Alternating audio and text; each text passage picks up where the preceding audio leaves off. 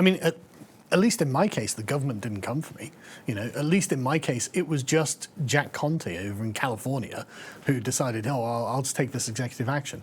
To have a sitting MP write using the authority of a government committee it wasn't just Rumble, there was TikTok, Twitter, and Facebook, and who knows why YouTube just, I don't know that they sent a letter to YouTube. Well, YouTube did it already. But I think that's why, right? I guess YouTube was just Or they knew ahead of the YouTube curve, was going to play ball, right? Right, yeah. But the point is, that's literally against the Magna Carta. That's against the very spirit and principle of common law. Mm-hmm. And it's staggering that person hasn't resigned yet. Right? At the time of recording, that person hasn't resigned. I mean, maybe they will have done by the end of this. But it's just so beyond the pale. And that's a member of the Conservative Party. So they've bought into, because I mean, I don't know what the allegations against Russell Brand, whether they're true or not. It's a moot point altogether. Exactly, it's irrelevant, right? Because okay, well then, if he's found guilty, there will be a punishment prescribed under the law. Great, then he can be punished. All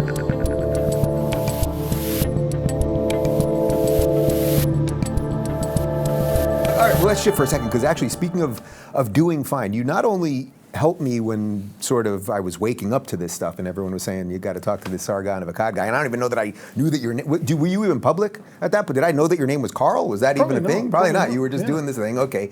But then a couple of years later, you were also instrumental in something else that happened, sort of accidentally, because you and I were two of the first political guys on Patreon. And everyone remembers Patreon was sort of the first crowdfund monthly donation site. And, well, I'll let you tell the story, but basically you got kicked off Patreon, and it literally, what happened subsequently after that, changed the trajectory of my life, so. Well, there were a bunch of white nationalists who really didn't like the fact that I wasn't a white nationalist, and they were attacking me, and I kind of lost my cool on a podcast. It wasn't on my channel, it was on someone else's channel. It wasn't on my Patreon or anything like that. So that's a really important point. It did not occur on your Patreon, what you're about to say. Or my channel. Or your YouTube channel is being funded on Patreon, so you were on someone else's channel, okay. Yes, and they were attacking me. I lost my cool, and I said things that I shouldn't have said, right? And I'm more than happy to accept that, and looking back on it, I'm like, oh. But you didn't say anything racist, actually. You said a word. I was saying it at them. Yeah, but you were also not using it pejoratively, really. You were using it in sort of like a jokey, like... Oh, yeah. It was meant to be humorous. You weren't being racist in the nature of the way you were saying it. And I wasn't saying it to a black person or anything like that, right? Yeah. But in retrospect, probably unwise to have said it. I totally accept.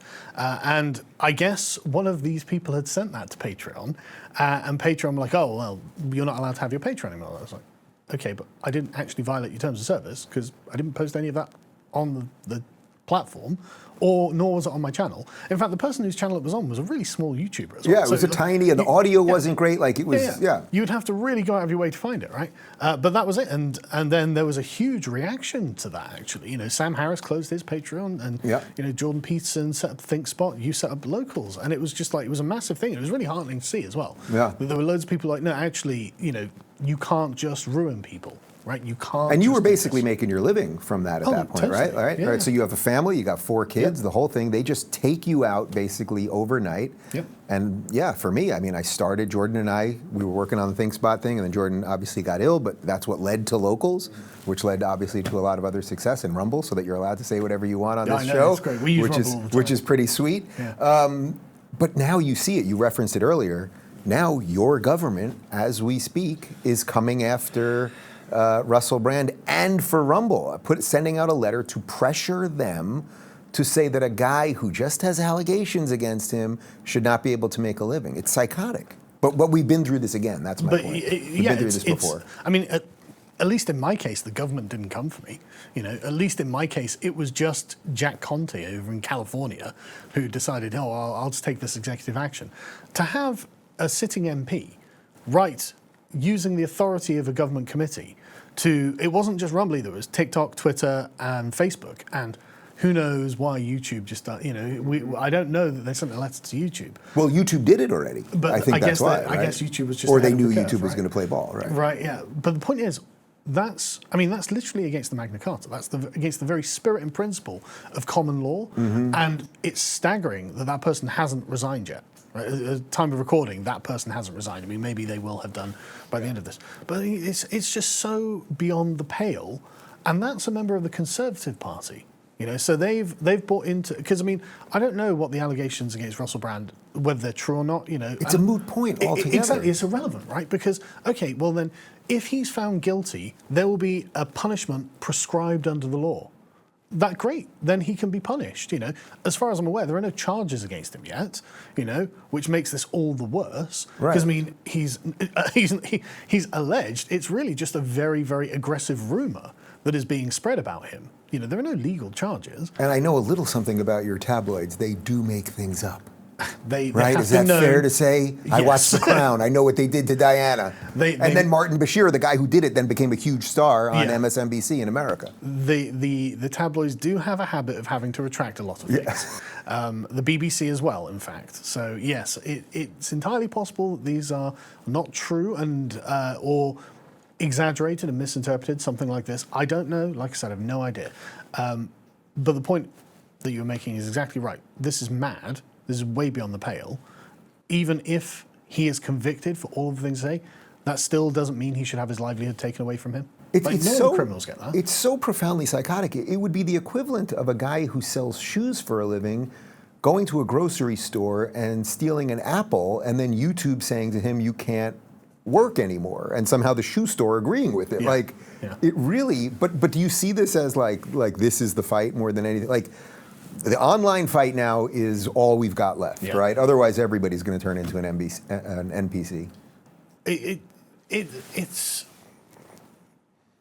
It's about the legitimacy of you as a person, right? That's what it is. Like, look, do I get to have an internet account on the internet? Do I get to engage in society with everyone else? Or should there be a particular privileged class and everyone else literally reduced to being a basket case, who can't get, a bank account or a YouTube account or whatever, a Twitter account? Is that a just society? And the Conservative will say no. Everyone actually is a kind of unique human being who's a part of this tapestry that we call society. And even, if they do something wrong, then we have a law that prescribes what the punishment for that wrongdoing is. And that's as far as it goes. We don't ruin them because, of course, the Conservatives think, well, people can learn from their mistakes and change. And actually, it's not right to destroy someone, because essentially, it's kind of like the digital death penalty that they're trying to give Russell Brand. It's like, okay, he hasn't even been convicted. And even if he is guilty, there are punishments for it.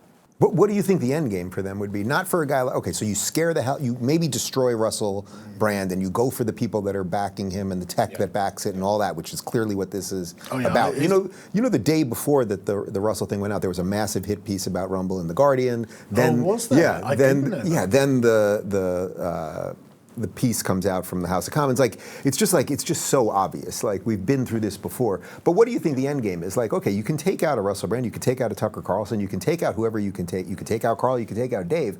But if you take out millions of people who can't participate in society, like, what do they think's going to happen to those people? Well, maybe it's what they want to happen to those people. They're definitely going for total control. Right? It's definitely about asserting a kind of internet-wide dominance. So they are the ones who have the authority to say yes or no, which is totally alien to the sort of English-speaking experience, right? Because we're used to there being a strong division between the state and society, and saying, no, look, society is pluralistic. We all get to have our own little domains and gardens, and we get to grow our little things. And if they grow, then that's great. And if they don't, then that's our fault. And it's up to us, right? And so Russell Brand, again, for me, the classical liberal / conservative, I'm not even a fan of Russell Brand. I remember Russell Brand being on TV, and he was really annoying. Really I said annoying, when we covered this the other day, I was like, I don't know that I've ever seen a movie of his. I've interviewed him, and I like him a lot. I really do now, and it's been fun seeing his evolution that we're referencing earlier. But in Britain, Russell Brand's been famous for about 25 years, right? And before we had the internet, and so you had 4 channels on TV, right? And Russell Brand would be on one of them, and he'd be really annoying, right? Because he was, a young man who was just Russell Brand, and so I was never a fan, right? But the point is, that's fine. I don't need to be a fan of his. Right? I don't need to be a fan. I don't need to have anything to do with him or anything that he does. It's meant to be a free society. He can grow his YouTube channel, his Rumble channel, his Twitter, whatever. He should be able to go out and do and say whatever he likes. And if I feel the need to criticize him or contradict him, I should have my domain from where I can do that as well. And that's what a pluralistic society actually looks like. But that, of course, is not what they're creating. And you are right. What's the CEO of Rumble's name? Chris Pavlovsky. Yeah, I mean, that genuinely took He's courage. he's a great human being. Yeah. To turn around and give the UK government just that kind of response takes genuine courage, because everyone can see there is a kind of network of power that is above the national level at this point. I don't know what people want to call it, like the World Economic Forum or anything like that. But there is clearly some kind of international network of power that is left-wing, and it wants to have complete managerial control of the society, down to everything that you do from every level. It wants that, and it's trying to get it. And that's why when there were competitors to Patreon that popped up, they instantly got pulled. It's like, no, we're not having that. Yep. And that's what they're going to try and do with Rumble.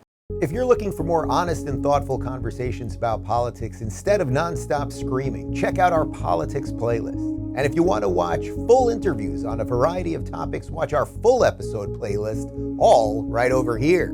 And to get notified of all future videos, be sure to subscribe and click the notification bell.